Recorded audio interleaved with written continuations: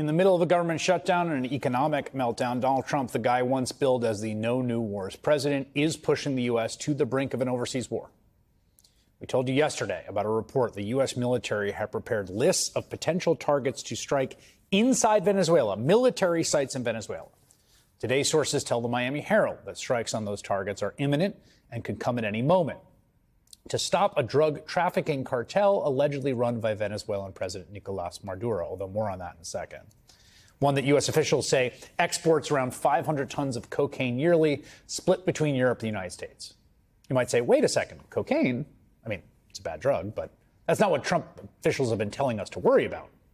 In the past 2 months, the administration has blown at least 15 boats out of the water, killing more than 60 people.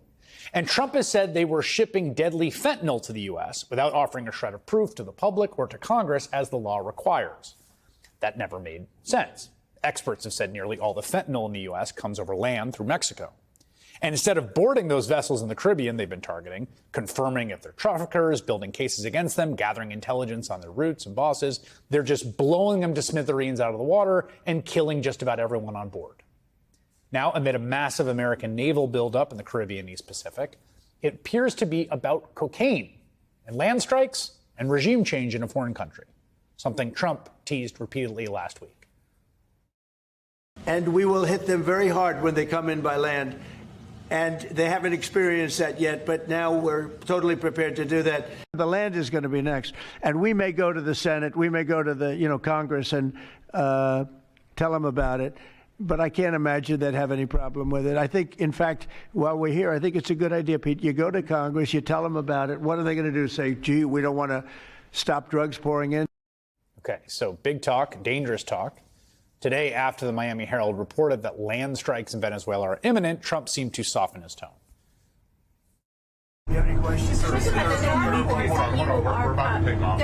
that you are considering strikes within Venezuela. Is that true? No. That you made a decision on that? No, it's not true. No to what? No, you're not doing the thing you talked about doing last week. No, you haven't made a final decision whether or when to. Trump has not been consistent at any point in this issue. I mean, there was a time around inauguration when he seemed to be on a track to be buddy-buddy with Maduro, a strong man who has cracked down on the opposition and overseen economic collapse. Earlier this year, remember this? Rick Grenell, personal emissary for the president, was close to striking a mob-style backroom deal with the Venezuelan Maduro regime to cut the White House in on Venezuela's oil and other mineral wealth in exchange for a calming of relations. That deal fell through. And then earlier this month, Trump authorized the CIA to execute covert operations against the Maduro regime inside Venezuela. And a fleet of U.S. warships is now poised for strikes off the Venezuelan coast. Those ships include not just guided missile cruisers and destroyers and an aircraft carrier, but an amphibious assault group that's carrying 1,600 Marines afloat. As those deadly strikes on small boats continue in the Caribbean, experts say this policy shift from collecting tribute to calling for regime change is largely attributable to Secretary of State Marco Rubio, a former Trump critic turned MAGA stalwart who was the driving force in Washington behind a coup attempt against Maduro that failed in the first Trump administration. This is Rubio's obsession and his portfolio. You really have to wonder at this point, how much is this even Donald Trump's government here? Because as the warships are massing and the target lists are being poured over, Trump has been posting repeatedly about the renovation job he just had done on one of his bathrooms. Quote, I renovated the Lincoln bathroom in the White House. This was very appropriate for the time of Abraham Lincoln and, in fact, could be the marble that was originally there. Of course, this is what the president is focused on. He posted 6 times today about it. I'm not making this up. I swear to God. He uploaded a total of 25 detailed photographs of the gold and marble upgrades he had made to the former Art Deco bathroom, including the view from his new toilet/tweeting seat. He also posted about inspecting the construction he had ordered to be done at the Kennedy Center for the Arts. This all comes right after Trump demolished the East Wing for a golden $350 million ballroom, paved over the Rose Garden for dancing with donors.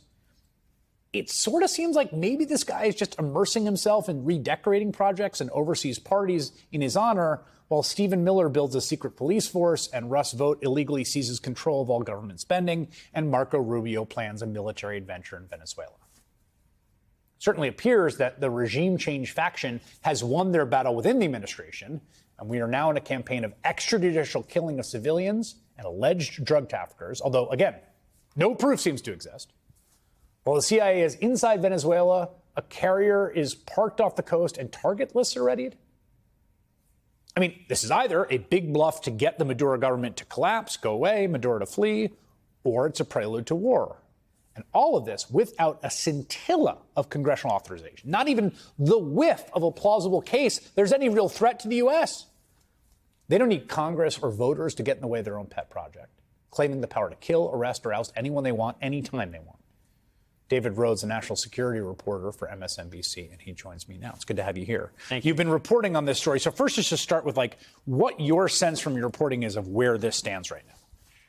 It's what's extraordinary is how little Congress knows. Just tonight, the two top senators on the Senate Armed Services Committee, Roger Wicker and Jack Reed, they released two letters. They've been asking for weeks for the administration to put out a justification for the strikes on the boats and also more information about all the U.S. forces that are going towards Venezuela, and they've gotten nothing.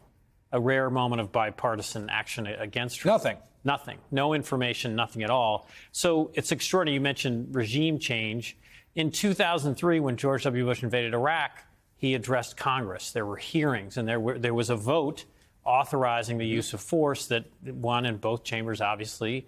And this is just the complete opposite. It's sort of regime change in secret, regime change by presidential fiat. I mean, they have sort of unilaterally declared that we are in an armed conflict with these narco terrorist groups, as they've called them. What do experts who study this say about how real that, are the people with outboard motors on their boats running drugs, maybe, who knows, 6 miles between a Caribbean island and Venezuela, actually some sophisticated narco terrorist group?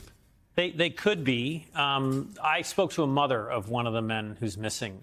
Oh, really? Run from Trinidad and Tobago. I spoke to her today. He's a 26-year-old person. His mom said that he was a laborer, and he went from Trinidad down to Venezuela to work there, and he sort of caught a ride back to Trinidad on one of these boats.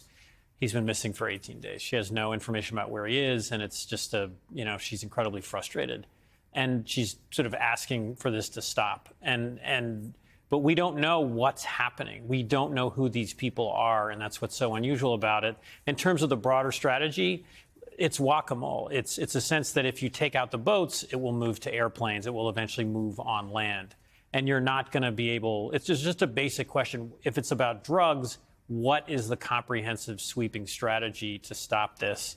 And none of that's been articulated. Yeah, I mean, it seems to me that the only way to make it cohere as a strategy is as both a kind of a brutal and deadly performance of a certain kind of toughness and a provocation to the Maduro regime, right? To edge closer to something that would be all-out war. Yes, I think the dream scenario for supporters of this is that the military turns on Maduro or some people in his inner circle, and they're just going to flip. The United States has tried to do this over and over in countries around the world, and it has not, gone well.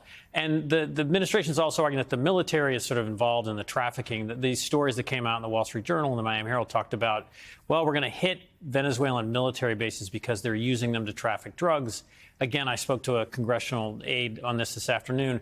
No evidence. There are some Venezuelan military officers that allowed drug trafficking to go on and take bribes because it's due to corruption. But there's been no evidence presented to Congress that they're using these military bases. So it's, again, an excuse to carry out what's an act of war, attack, Venezuelan military bases. Yeah, I want to be clear. I was talking to a Venezuela expert the other day who was just saying, even this idea that Maduro is ahead of this, cartel of the sun, they call it, that, it's kind of a name they've given to what is much more accurately described as endemic corruption in the Maduro regime, as opposed to he is running some cartel. Right? And if there's an argument, it's that he's an authoritarian leader. The opposition, which he clearly is. Yeah, the opposition, leader won the Nobel Peace Prize for her courage, and that's why this is also disjointed and contradictory. So it's a very strange approach. I want to just leave you with this ask you about this last thing that Sarah Jacobs, a Democrat of California, said officials were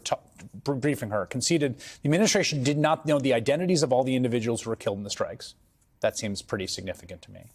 She said Pentagon officials said they needed to prove only The targeted people were connected to designated terrorist organizations. Again, these have been designated terrorists by the Trump, even if the connection is as much as 3 hops away from a known member. 3 hops is like 3 hops gets you to 1 million people, I think, for most people. Yes, and there was a policy, a memorandum that was published it came under Obama. Anwar al-Awlaki, an American citizen, was killed in Yemen, and the Trump administration, the first Trump administration, went by that policy, and that was that you had to have near certainty that you were actually killing the person you knew, and also close certainty in terms of not killing so many civilians. Again, the Trump administration, the first one, followed that. That's all gone. And in essence, what's happening, they've lowered the bar for the United States to kill people, mostly foreigners, far lower than it's ever been in, I think, modern American history.